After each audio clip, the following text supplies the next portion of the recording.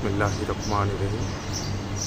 Top and clean নিয়ে আসছে আপনাকে হাইরেজ বিল্ডিংগুলি আউটসাইডে ওয়েদার কোড করা হচ্ছে। আমাদের দক্ষতার সাথে কাজগুলি করে আছে। স্পাইডার মিলকে দক্ষতার সাথে কাজ আমরা করতেছি। দেখেন স্পাইডার রশি দিয়ে আমাদের করতেছি। একদম 100% সেফটি 100% নিয়ে কাজ করা হচ্ছে।